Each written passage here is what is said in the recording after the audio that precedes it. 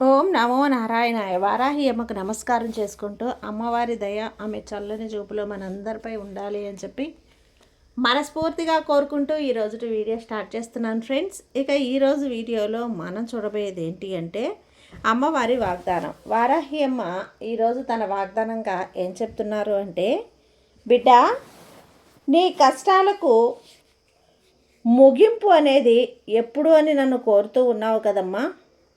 ఇక నీకు ఈ సంకేతం అనేది నేను అందించబోతున్నాను. ఇక నువ్వు చేయవలసిందల్లా కూడా నీ కష్టాలకు ముగింపు ఎప్పుడు అని నన్ను కోరుతూ ఉన్నావు కదా, అది ఇప్పుడు నీకు తెలియపరుస్తాను బిడ్డ. ఇక నీకు అదృష్టం తాండవిస్తోంది తల్లి. ఈ అమ్మ మాట ఆఖరి వరకు విన్నావంటే ఖచ్చితంగా నీ మనసులో ఉన్న అన్ని ప్రశ్నలకు కూడా సమాధానం దొరుకుతుంది. నువ్వు చేయవలసిందల్లా కూడా ఈ అమ్మ సత్యవాక్కు వినాల్సిందే, విని తీరాల్సిందే బిడ్డ. ఇది నా ఆజ్ఞ అనుకుంటావో, ఇది నా కట్ట అనుకుంటావో, లేదా ఆజ్ఞ అనుకుంటావో నీ ఇష్టం. కానీ ఆఖరి వరకు విను. నీ జీవితం అదృష్టం వైపు ఎలా మారుస్తానో నీ కళ్ళతో నువ్వే చూడు తల్లి అంటూ వారాహి అమ్మ మన కోసం తీసుకొచ్చిన ఈ సందేశాన్ని వినే ముందుగా మన ఛానల్ని ఫస్ట్ టైం చూస్తున్నట్లయితే ప్లీజ్ సబ్స్క్రైబ్ చేసుకోండి ఫ్రెండ్స్. వీడియో నచ్చితే కనుక లైక్ చేసి సపోర్ట్ చేయండి. ఇక వీడియోలోకి వెళ్ళబోయే ముందుగా ఒక్కసారి మనకు బాగా తెలిసినటువంటి గురువుగారండి శ్రీ వారాహి అమ్మవారి జ్యోతిష్యాలయంలో జ్యోతిష్యం చెప్తున్నారు గురూజీ సుబ్రహ్మణ్యం రాజు గారు. నెంబర్ 1 స్త్రీ పురుష వశీకరణ స్పెషలిస్ట్ గురూజీ సుబ్రహ్మణ్యం రాజు గారు. Contact number 7075662225.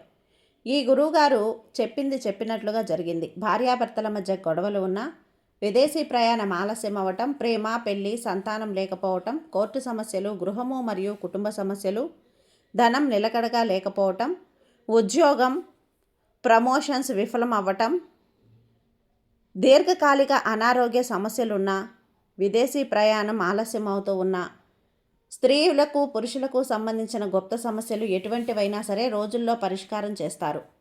మీరు ఎంతోమంది దగ్గర జ్యోతిష్యం చెప్పించుకొని పరిష్కారాలు చేయించుకొని నిరాశ చెంది ఉన్నట్లయితే ఒక్కసారి ఆదికొండ దేవతలైన కోయరాజు గారికి కాల్ చేయండి. కోయ గురూజీ గారు, కొండదేవత పూజారి సుబ్రహ్మణ్యం రాజు గారు. Contact number 7075662225.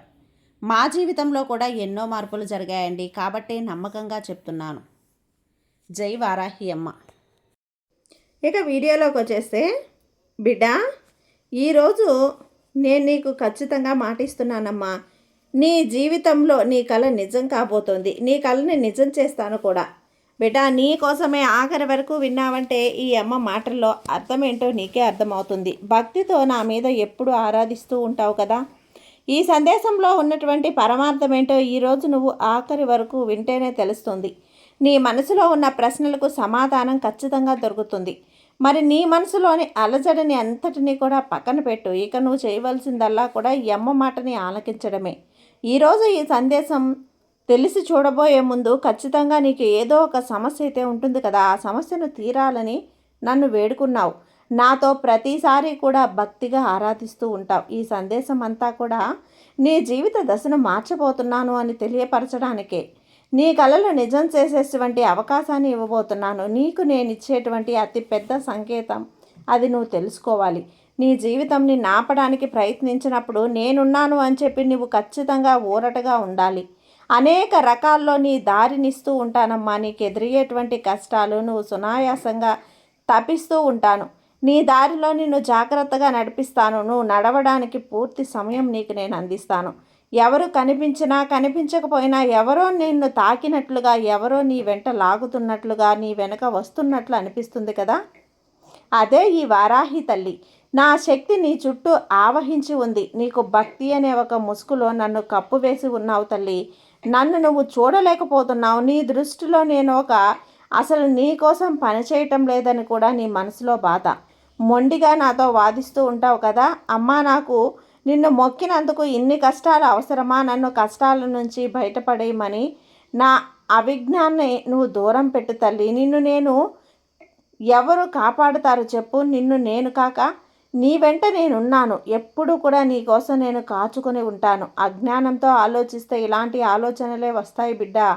ఎప్పుడైనా కానీ గుర్తుపెట్టుకో, నీకు చాలాసార్లు నేను సహాయం చేసే ఉన్నాను. నీవు అహంకారంతోనో లేదంటే అమాయకత్వంతోనో ఆ విషయాన్ని అర్థం చేసుకోలేకపోతున్నావు. నీకున్నటువంటి మొండితనం కొన్ని విషయాల యందు ఎక్కువగా ఆలోచిస్తూ ఏది కావాలనే దాని గురించి మర్చిపోయి అక్కర్లేని దాని గురించి పోరాడుతున్నావు. కాబట్టి నువ్వు నన్ను గమనించలేకపోతున్నావు. అలాగే అహంకారానికి గురి కాదమ్మా.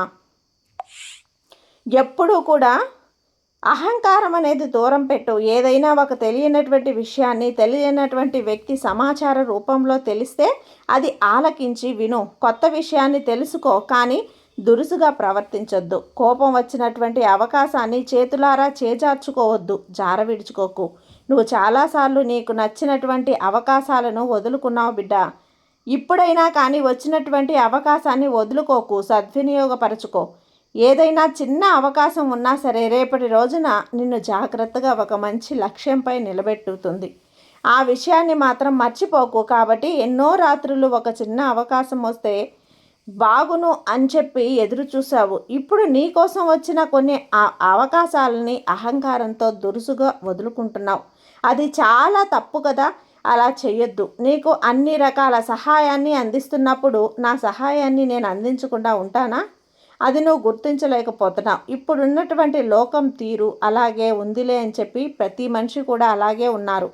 చేసినంతసేపు చేసి ఏదైతే చేయలేదో అదే గుర్తు తెచ్చుకుంటున్నారు. కానీ ఈ అమ్మ సలహా ఒక్కటే, నీ భక్తి అలానే నువ్వు మంచి పనులు చేస్తున్నావు, మంచి సమృద్ధితో నువ్వు ఉంటున్నావు.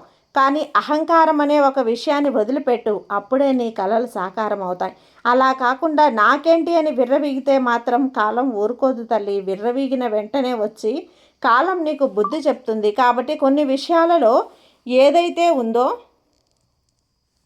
ఆలోచిస్తావో అంతవరకే ప్రకృతి ఇచ్చిన దాంతో నువ్వు భగవంతుడిచ్చిన దాంతో తృప్తి పడాలి. ఎప్పుడైనా కానీ నాకు అన్నీ తెలుసు అనే ఒక అహం అనేది అవసరం లేదు. నాకేమి అనే ఒక అహం కూడా నీకు పనికిరాదు. భగవంతుడు ఇచ్చిందే కృపతో ఆయనకి కృతజ్ఞతలు చెప్పుకో. ప్రతిదానికి దైవం మీద భారం వేసి వచ్చిన అవకాశాలను సద్వినియోగపరుచుకో. తప్పకుండా నువ్వు విజయం సాధిస్తావు. నీ జీవితం మంచిగా కూడా ఉంటుంది. నిన్ను నేను ఎన్నో రకాలుగా సరిదిద్దుతూ ఉన్నాను, నడిపిస్తూ ఉన్నాను. మంచి దారిలో నడవకుండా పక్కదారి పట్టినప్పుడు నిన్ను కొన్ని సమస్యలు పట్టి ఈ ముందుకు వెళ్ళనీయకుండా ఆపేసి ఉన్నాయి.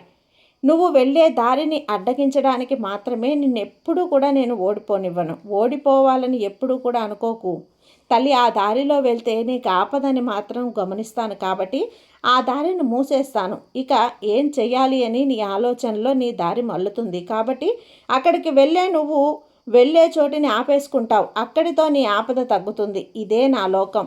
నిన్ను విజయం వైపు ప్రోత్సహిస్తున్నాను అంటే ఒకటి కాదు, రెండు కాదు, ఎన్నో అవకాశాలు ఇస్తున్నాను. అప్పుడే నువ్వు అర్థం చేసుకోవాలి కదా. నా తల్లి నాకు అవకాశం ఇచ్చింది, నా అవకాశాన్ని సద్వినియోగపరుచుకోవాలి అని. ఏది కూడా ప్రయత్నిస్తేనే జరుగుతుందమ్మా. ప్రయత్నం లేకుండా ఏదీ జరగదు. ప్రయత్నించి ఓడిపోయినా పర్వాలేదు, కానీ ప్రయత్నించకుండా నాకు రాలేదు అని మాత్రం అనుకుంటే అది చాలా చాలా పెద్ద తప్పు అవుతుంది.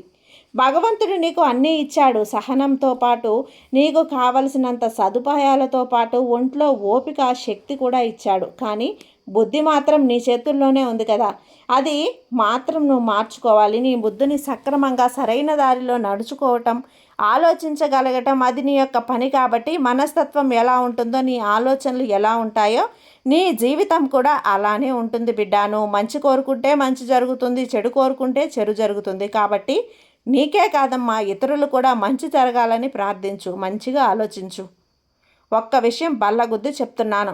ఏంటో తెలుసా తల్లి, నీ మనస్సాక్షికి విరుద్ధంగా ఏ చిన్న పని కూడా చేయొద్దు. నీకు కోట్ల లాభం వస్తున్నా సరే అది నీ మనస్సాక్షికి విరుద్ధం అనిపిస్తే అది చేయకుండా ఉండటమే చాలా మంచిది. ఈ ఒక్క విషయం మాత్రం నువ్వు గుర్తుపెట్టుకో. కాదు కూడదు అని చేస్తే గనక నువ్వు గుర్తుంచుకో తల్లి. ప్రతి ఒక్క విషయంలో, ప్రతి ఒక్క వ్యక్తిలో, ప్రతి ఒక్క సమయంలో నన్ను నువ్వు తలుస్తూ ఉన్నావు కదా, చూడగలిగావంటే మాత్రం నీకంటే అదృష్టవంతులు ఎవ్వరూ ఉండరు తల్లి. చెప్పాను కదా, నిశ్చింతగా ఉండు తల్లి. ఈ వాక్కు నువ్వు విన్నావు కదా, నీ మనసులో పాతుకున్నది కదా. ఇక నిర్భయంగా నిశ్చింతగా నిద్రించు. నీకంతా మంచి జరుగుతుంది. విజయం నీ చేతిలో ఉన్నప్పుడు నీకు భయం ఎందుకు చెప్పు. సర్వేజన సుఖినో భవంతు. జై వారాహి అమ్మ.